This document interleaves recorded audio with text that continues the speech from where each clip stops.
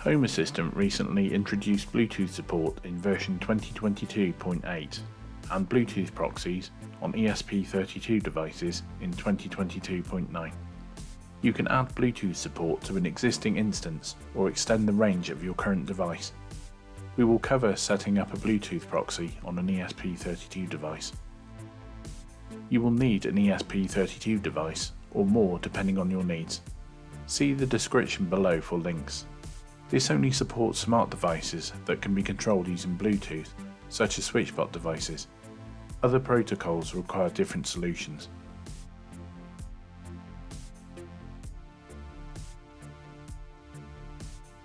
Plug the board in and go to the URL shown on the screen. This is also in the description below. Click generic ESP32 and then the blue connect button. If the pop-up shows no ports available, click cancel. You'll then get a message with links to common port drivers for ESP32 boards. Click the link for the USB chip for your board. You might need to refer to the board or paperwork that came with it. In this case, the board uses the CP210X USB chip. Download the driver and install it. This process may take a while.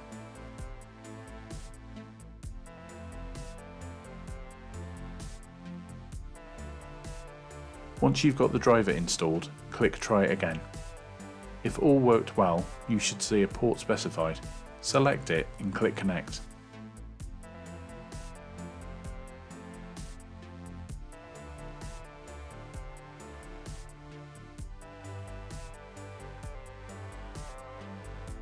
From the device dashboard, click Install ESP32 Generic. It will ask you to confirm. Click Install. It will now go through a process of preparing, erasing the device and installing the new firmware. This could take several minutes, so we have sped this process up.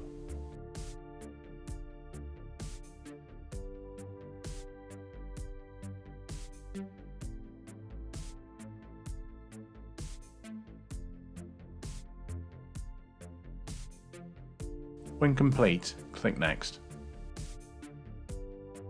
You'll be asked for Wi-Fi credentials. Add them and click Next. Then click Connect.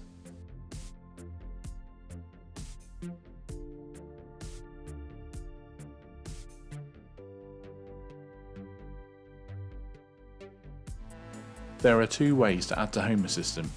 Either click here to open Home Assistant or skip and manually visit your installation.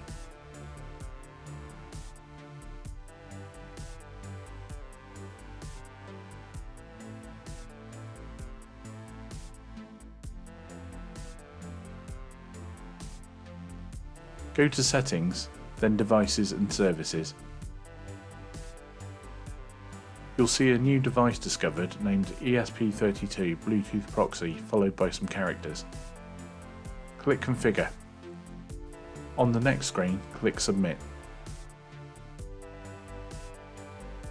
On the Success screen, enter a room if you wish and click Finish.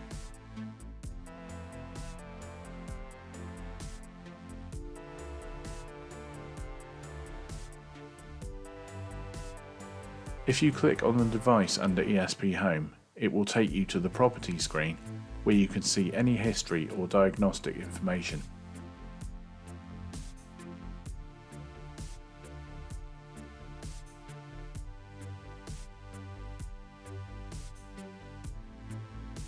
By now you'll see devices in the integration screen. It's already detected an LED bulb. To add, click Configure. Select the device and click Submit. Normally this will add the device relatively quickly, however an error occurred during adding this one and I had to refresh the screen.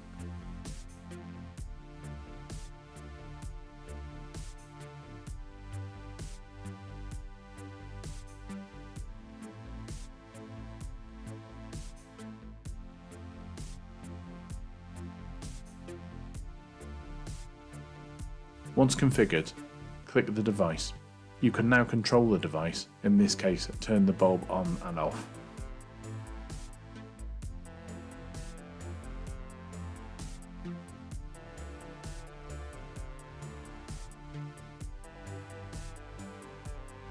You might notice an iBeacon or more appear.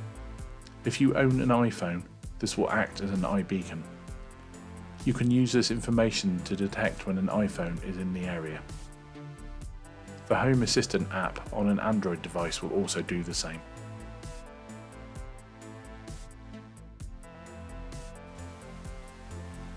Thank you for watching. Please like this video if you like what you saw. Please subscribe to my channel to see more videos like this. If you'd like to support the channel, please consider becoming a patron at my Patreon. The details are below.